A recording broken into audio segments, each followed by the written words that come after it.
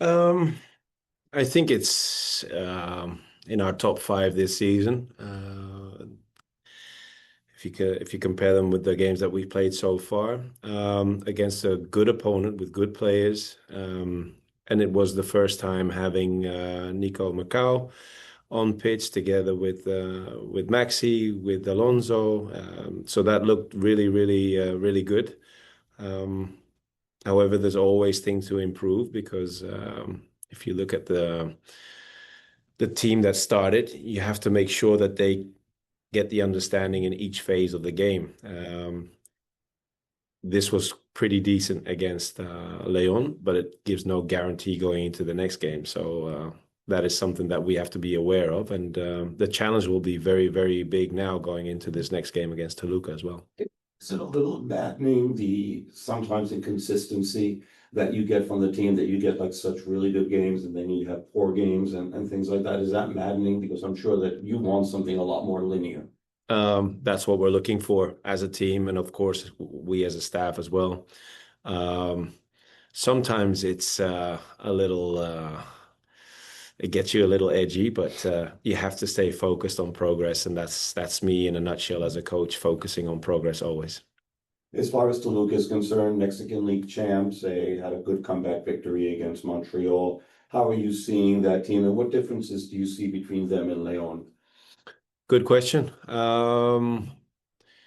I would say there are more similarities than differences, but they have a quality squad all over. Very talented players, players that also have earned the respect over the years in their careers.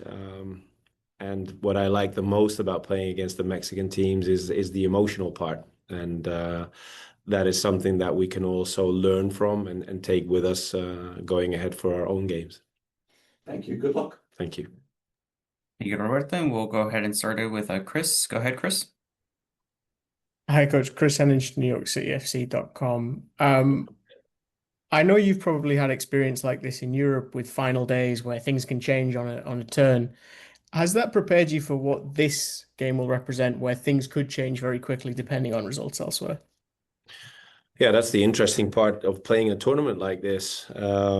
I have my thoughts about the setup of this tournament, but however, we are aware of the fact that we had to play two finals going back to the start of the game against Lyon after the loss in the first game. So the mentality and the approach hasn't changed.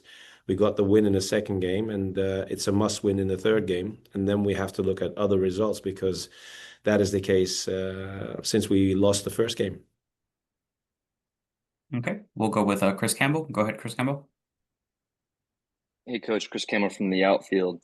Hi, Chris. Um, you now have Toluca coming up. These have been three Liga MX opponents that you've really been very unfamiliar with. Can you kind of talk to how you prepare for each of these teams, considering the team's unfamiliarity with it and the role of the assistant coaches in that? Thanks.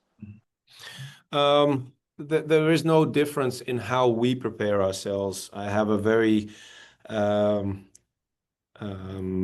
what's the right word? I have a staff that is very committed to their work and very determined in order to get the right information about every opponent. So the analysis and all the work has been done. Of course, when we play a game, the opponents have played their games as well. So we take that information with us in preparation for our own game. And so was the case also for this final game in the group stage. Prepared ourselves as the best we could, and tomorrow we'll have to see if the plan is going to work. Okay. Vamos ahora con Andrés Islas. We'll go with Andrés Islas now. Thanks, Coach Pascal. Well, you mentioned the actual setup of the competition, but what changes would you make to improve the Leagues Cup format for the future? And also, how do you see the growing rivalry between MLS and Liga MX? Thanks. Well, that's the most interesting thing from an emotional perspective. I really like the games between the US teams and the Mexican teams. You see the crowd is very engaged also, so that's always good for the game. The improvements I would look at myself is the time frame, because we're all looking for quality games, and if you have to play three games within 7 or 8 days, That's a lot in order to have top quality games. So I would look at the time frame, the planning, and the schedule of the games. And the other one that surprised me is the penalties shootout after the game. You get an extra point if you win the penalties, of course, but playing if you have a draw at the end of the game, that will change the approach in the games to come because it becomes about goals and the goals difference. So that would be my advice going forward into thinking about a better setup. Okay. We'll go now with Orlando Castellan. Go ahead, Orlando.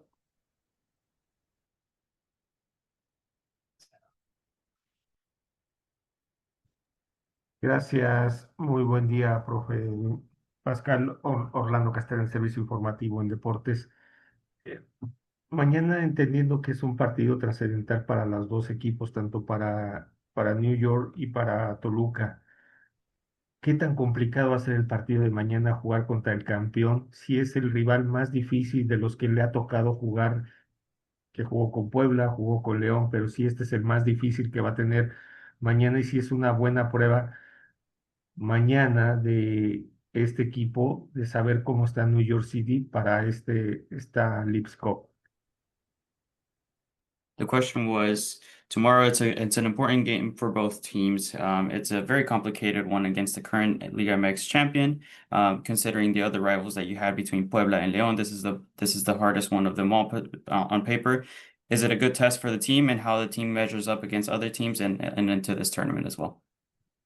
The thing of what I do like about the question is you mentioning on paper, because on paper the games are not being played on paper. We know we're up against a very strong opponent, as were the two previous opponents, so we respect them all the way. But tomorrow is about a final. We have to win in order to have a chance to go through to the quarterfinals, and that goes for Toluca as well. So it promises to be a very interesting game, and I hope a very spectacular game as well. We've learned from the previous two games, and going head to head with one of the strongest teams of the league is always challenging. Okay, we'll go to the last question on Zoom, and then we have two more in the room. We'll go first with Chris Campbell on Zoom. Go ahead, Chris. Hey, Coach, Chris Campbell from the outfield again. You've now had the two home games at Red Bull Arena, or now Sports Illustrated Stadium. It's been a kind of a thing for the last several years for the club. But you're now returning to Yankee Stadium. How much are you and the team looking forward to returning to one of the club's more familiar stadiums? Yeah, very happy, very happy. We were very fortunate to have the possibility to play in the Red Bull Stadium, and we're very thankful for that. But us playing in either Citi Field or Yankee Stadium is way better, because then we have our home base, our home ground, our home crowd very close to us, and hopefully they can make the difference for us tomorrow going into this very important game. Okay, now we'll go with Roberto, who's in person. You said something interesting in here in the press conference about the approach. So the fact that you have 2 goals scored, 3 goals against, and goal difference is a huge tiebreaker, I guess. Does it change your tactical approach at all, knowing that you need to score more goals? It's something that we have thought about, of course, but the priority going into this game is getting a win, making sure you secure the 3 points, and then we have to bring out our math books and see where we're at. But obviously, goals and the goal difference is a huge part of the plan. Yeah. And you talked about the setup of the tournament. Now you got to play first, but at the end of the day, I mean, you don't have to worry about speculating about what other teams have done. You just have to win. Exactly. That's why I mentioned also in my comments that we have approached both games coming from the first loss as 2 finals. Both games are must win, and we're halfway. We won one of them, and now it's about the second one, and the approach will not change. One last one. Would you like this tournament better if it was played, I guess, in a more fair sense, that there would be games in Mexico as well as games here, depending on seeding, so you can play games over there? That's a hard one for me to answer because this is my first experience with this tournament, and obviously playing in the US helps us because we don't have to travel as much. But I can also understand if games were played on both soils because at the end of the day, it's a Mexican and an American tournament or American and a Mexican tournament. Bueno, creo que que es un gran rival donde va a estar difícil, sinceramente, pero bueno, nosotros tenemos varias armas donde podemos llevarnos el triunfo que se notó con León y creo que hay que seguir de esta manera como lo hemos demostrado el último partido. Así que nada, creo que si demostramos esas ganas, esa ambición de llevarnos el triunfo, capaz que podemos sacar los 3 puntos que suma mucho que jugamos en casa también. Jugaron obviamente en Sports Illustrated Stadium, Toluca jugó inmediatamente después de ustedes. ¿Tuvieron chance de ver jugar a Toluca después de su partido? Vimos algunos videos, sí, obviamente se analizan los partidos de ellos, pero bueno, nosotros sinceramente nos fijamos mucho en nosotros, en lo que queremos hacer nosotros, en cómo vamos a jugar este partido y bueno, vamos a tratar de hacer lo posible para poder llevarnos la victoria.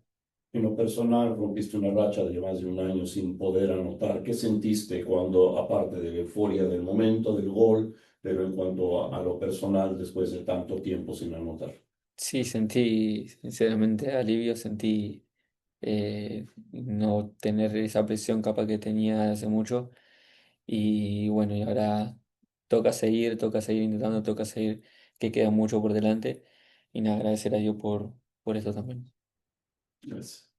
Back to you, Mo. Perfecto. Looks like we can go ahead and get started with Chris Hennig. Go ahead, Chris. Hi, Augustin. The team has a new signing in Nicolas Fernandez Mercado. How have you enjoyed playing alongside your compatriot? ¿Cómo te has... Adelante, está. El equipo tiene un nuevo jugador en Nicolás. ¿Cómo te has sentido jugar con él y qué química tiene? La verdad que Nico es un gran jugador. Cuando vino ya hemos hablado y me ha dicho que siempre cuando la agarre corre al espacio, que es lo que en mi juego sinceramente corre bastante al espacio o jugármela en uno contra uno y creo que él es una pieza clave donde te hace jugar, donde te hace sentirte cómodo, al igual que Max en esa posición.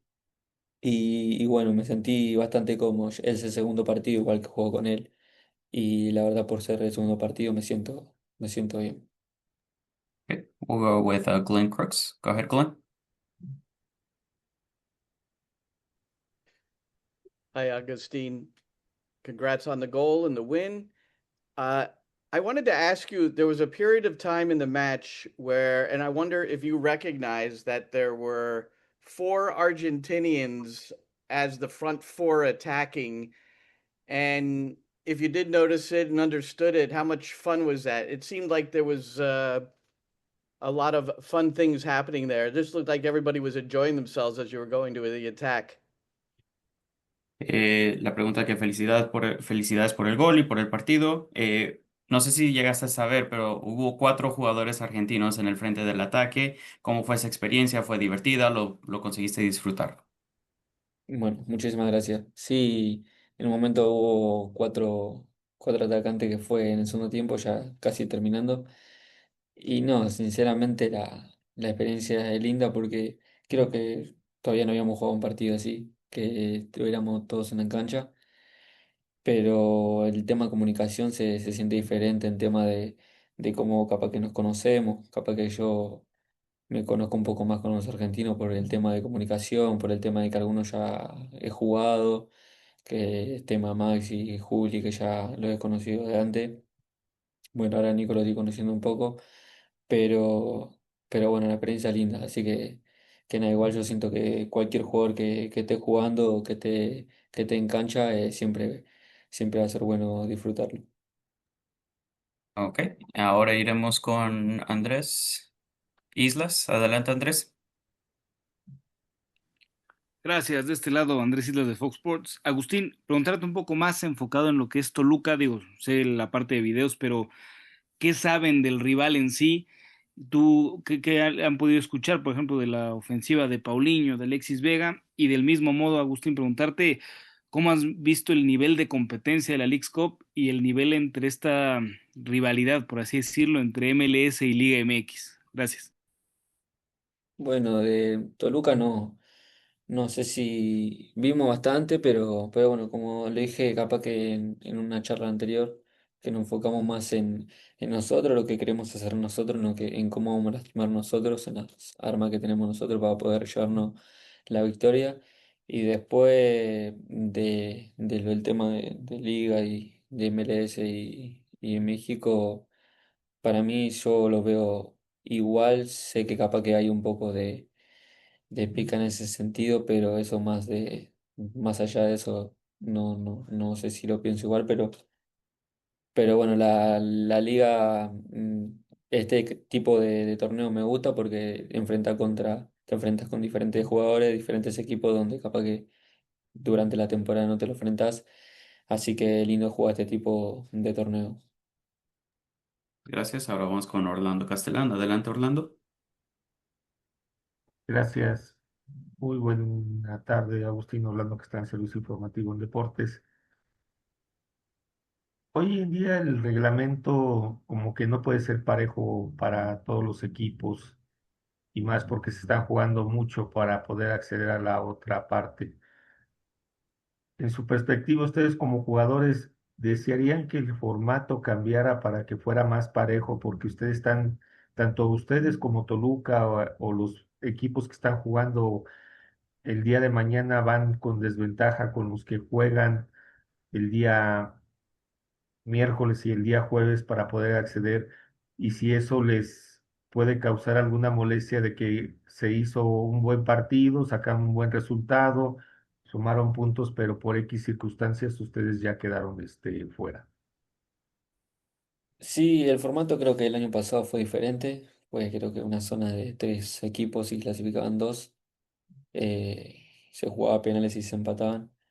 Creo que el formato, no sé si en mi opinión, no sé si me gustó mucho porque, como decís vos, capaz que te saca desventaja porque si terminás ganando los tres partidos, los cuatro primeros que clasifican y tienen los mismos puntos, después ya pasan a jugar diferencia de gol y ya capaz que te perjudica un poco eso, pero bueno, eso ya no es un tema mío que tengo que hacer o del club, así que nada, el formato que toque, el formato que dé en la liga o lo que se proponga, hay que jugarlo como si fuera diferente o como se está jugando ahora.